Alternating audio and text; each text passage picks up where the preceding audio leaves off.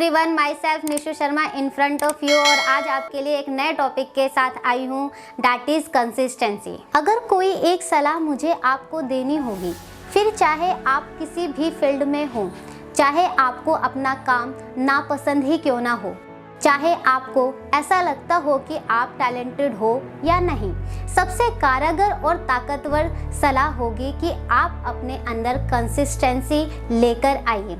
Consistency शब्द का उद्गम बड़ा ही इंटरेस्टिंग है। इसका प्रयोग आज से 1500 साल पहले लैटिन भाषा में हुआ था। कंसिस्ट्रेट, कौन का मतलब है साथ, और सिस्ट्रेट जिसका मतलब है स्थिर रहना या दृढ़ रहना। कंसिस्टेंसी का मतलब है कि जो छोटे से छोटा बदलाव आप लाना चाहते हैं, आपके साथ स्थिर बने रहना, भले ही वह कितना भी छोटा बदलाव क्यों ना हो। अगर आपके पास कंसिस्टेंसी है तो बदलाव आने लगते हैं। दूर से देखने पर लगता है कि जादू हो गया, या फिर कंसिस्टेंसी को आप इस तरह भी समझ सकते हैं जैसे आप टीवी पर कोई शो देखते हैं। अगर वह शो एक टाइम पर ना आकर किसी भी दिन किसी भी टाइम पर आता हो, तो क्या आप उस शो को देखना पसंद करेंगे? नहीं ना, इसलिए क्योंकि यह शो कभी भी टाइम पर नहीं आता है, और इसलिए आपकी इस शो को देखने की जो हैबिट है वो नहीं बन पाई, क्योंकि यहाँ कोई कंसिस्टेंसी ही नहीं है टाइम को लेकर। ठीक इसी प्रकार जब आप कोई भी काम कभी भी करते हो तो आप वह काम ज़्यादा दिन तक नहीं कर पाते, क्योंकि आपके काम में कंसिस्टेंसी ही नहीं है। कंसिस्टेंसी इतनी पावरफुल क्यों है? क्योंकि यह आइडेंटिटी शिफ्ट कर देती है। जब हम कुछ हरकतें किन्हीं कारणों से कंसिस्टेंटली करना शुरू कर देते हैं या फिर कंसिस्टेंटली करना सीखते हैं, तो हमारे अंदर एक सुपर पावर जाग जाती है जो हैबिट से कई बड़ी है, जिसे हम बिलीव कहते हैं। हमको विश्वास हो जाता है कि मैं छोटे से ही सही, लेकिन अपनी मर्जी से अपने बिहेवियर में बदलाव ला सकती हूँ। मैं खुद को डायरेक्शन दे सकती हूँ।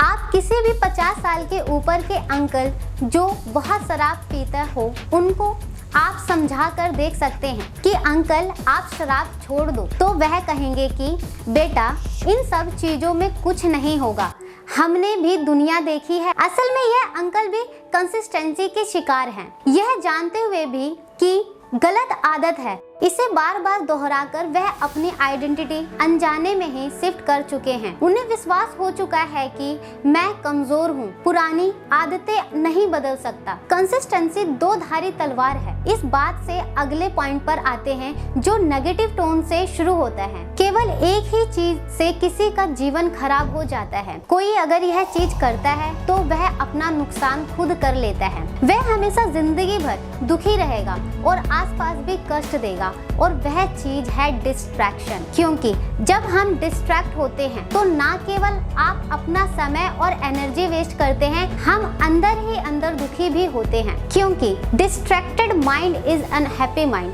हमारे एक्शन में, हमारे उद्देश्य में कंसिस्टेंसी नहीं है, तो हर दिन सोचना पड़ता है कि कहां से शुरू करें, और पूरा दिन भटकते हुए निकल जाता है। ऐसी स्थिति में हमें कितने ही टैलेंटेड क्यों ना हो, पूरी एनर्जी बस शुरू करने में ही निकल जाएगी। खत्म तो हम कुछ कर ही नहीं पाएंगे, और जब तक हम कुछ खत्म नहीं करते तब तक हमें कोई फीडबैक नहीं मिलता। हम कुछ सीख ही नहीं पाते। जब तक हम अपने काम से कुछ सीख नहीं लेते, तब तक हम अपने अंदर सोए हुए टैलेंट को निकाल नहीं सकते, और ना ही हमें कॉन्फिडेंस और संतुष्टि महसूस होती है। कंसिस्टेंसी की सबसे बड़ी खासियत है मोमेंटम। अगर आप मुझसे पूछेंगे कि किसी एग्जाम के लिए लॉजिक या मैथ वाला पार्ट कंप्लीट करना है, तो मैं कहूँगा कि किसी भी तरह की रीजनिंग, लॉजिक या एनालिटिकल या वर्बल चैप्टर नहीं है, बल्कि एक कला है जिसमें हम कम समय में कुछ खास तरह से सोचकर 5 दिए गए ऑप्शन में से एक सही ऑप्शन चुनते हैं। इसे एक दिन में तो रटा नहीं जा सकता, लेकिन अगर आपके पीछे मोमेंटम है तो कोई भी कला सीखी जा सकती है। कंसिस्टेंसी हमारे काम में मोमेंटम बनाती है। यदि आप एक राइटर हैं और किताबें या अपना कोई भी ब्लॉग लिखते हैं और मुझसे लिखने का तरीका पूछते हैं, तो मैं कहूँगी कि यह सरल है लेकिन आसान नहीं है। आप रोज थोड़ा थोड़ा लिखिए, इससे फर्क नहीं पड़ता कि आप अच्छा लिख रहे हैं या खराब, फिर आपका मूड है या नहीं है लिखने का। मायने यह रखता है कि आप कोशिश कर रहे हैं इसे अपनी आदत में लाने की। अभी आपने लिखने की शुरुआत ही की है तो रोज 200 शब्द लिखने से अच्छा है कि आप हफ्ते में 1000 शब्द ही लिखें। और यह अच्छा होगा क्योंकि इससे हम दिन में 1 घंटे में 15 मिनट के लिए ही सही हम इसका अभ्यास तो कर रहे हैं और इसे अपनी आदत में ला रहे हैं। और यही हमें किसी भी काम को करने में मोमेंटम प्रदान करता है, जो कि किसी भी स्टार्टअप की शुरुआत करने में बेहद महत्वपूर्ण है। कोई भी कला सीखने के लिए हमें छोटे छोटे ब्रेक थ्रू चाहिए।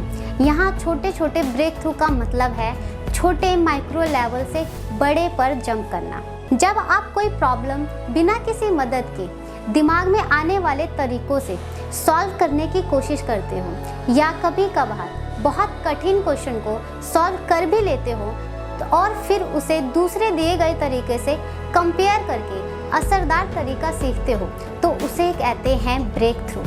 जब हम कोई गाना सीखना शुरू करते हैं तब हमारे गले के ऊपर और नीचे के स्वर नहीं खुले होते हैं।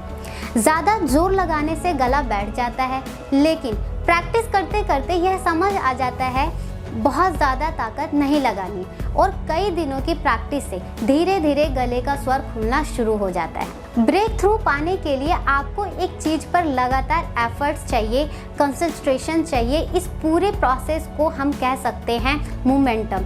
इसीलिए साइंटिस्ट, राइटर, कलाकार एक ही प्रॉब्लम पर या कला के एक आयाम पर हर दिन अलग अलग तरीके से काम करना या सोचना पसंद करते हैं, क्योंकि वह अगले लेवल पर जाने के लिए मोमेंटम बना रहे होते हैं और यह मोमेंटम बिना कंसिस्टेंसी के नहीं आ सकता है। जापान के प्रसिद्ध लेखक हारुकी मुराकामी, जिनकी किताबें और कहानियाँ पूरे विश्व में पसंद की जाती हैं, वह एक इंटरव्यू में बताते हैं कि जिस दिन भी नॉवल लिख रहा होता हूँ मैं हर दिन 4 बजे उठता हूँ। पहले 5 से 6 घंटे काम करता हूँ, फिर 10 किलोमीटर दौड़ने चला जाता हूँ या 1500 मीटर तैरता हूँ। घर आकर खाना खाता हूँ, आराम करता हूँ, फिर शाम तक काम करता हूँ। रात को थोड़ा म्यूज़िक सुनता हूँ और पढ़ता हूँ और हर दिन ठीक रात 9 बजे सो जाता हूँ। मैं हर दिन अपना रूटीन एक जैसा ही रखता हूँ। ऐसा करने से मन का भटकना हर दिन कम होने लगता है और क्रिएटिविटी अपने आप बढ़ जाती है। हारुकी मुराकामी आगे एक बात कहते हैं, लेकिन ऐसा करने के लिए बहुत ही मेंटल स्ट्रेंथ चाहिए। मेंटल स्ट्रेंथ का सच्चा इंडिकेटर या परिणाम ही कंसिस्टेंसी है। अगर आप मापना चाहते हो कि आप कितने जुझारू हो तो आप अपने कठिन और ज़रूरी रूटीन को कंसिस्टेंसी देख लीजिए।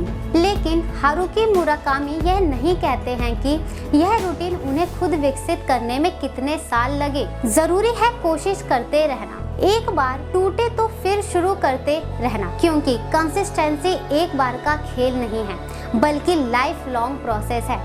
हारुकी मुराकामी की तरह आप कंसिस्टेंसी पर जितने भी एग्जाम्पल देखेंगे, यह सुबह उठकर सबसे पहले अपने ज़रूरी काम करते हैं, क्योंकि सुबह विल पावर सबसे ज़्यादा होती है।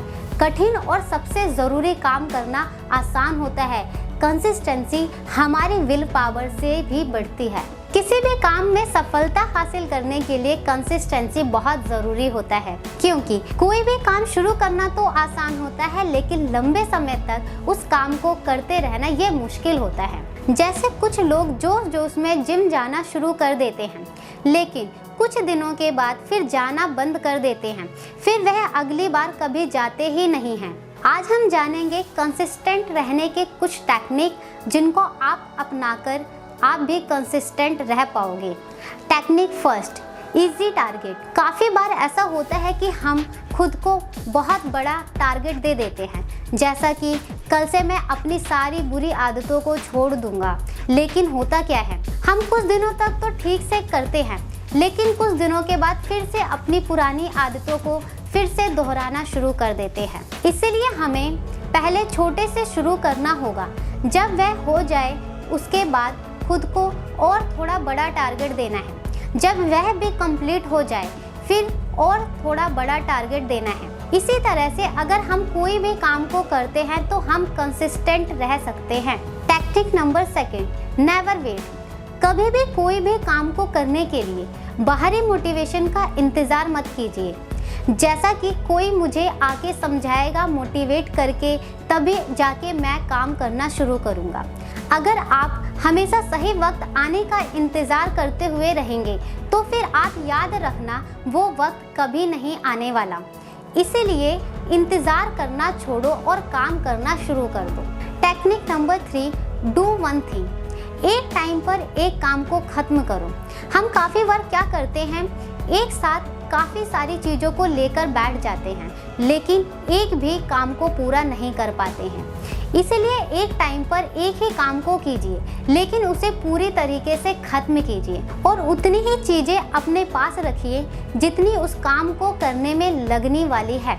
जो चीज़ उस काम के रिलेटेड नहीं है उसे पास में मत रखिए। और अगर आप पढ़ाई करने के लिए बैठ रहे हैं तो फिर एक बार में एक सब्जेक्ट को पढ़िए और ख़त्म कीजिए। Technique number 4, boring. हर दिन कंसिस्टेंसी मेंटेन कर पाना सच में बहुत बोरिंग होती है।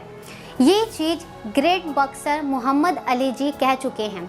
आई hated every moment of my training but I said don't quit, suffer now and live the rest of your life as a champion. और हाँ, एक बात, पेन हमेशा टेम्परेरी होता है। आपने बचपन में अच्छे मार्क्स लाने के लिए जो मेहनत किया था और जो पेन सहा था, वह पेन अभी आपको नहीं होता। और पेन काम का पार्ट ही होता है, इसीलिए इससे मत डरिए और अपना काम करते रहिए। इसी तरीके की वीडियो को देखने के लिए मेरे चैनल को सब्सक्राइब कीजिए, वीडियो को लाइक कीजिए, कमेंट कीजिए एंड शेयर कीजिए। And thank you so much.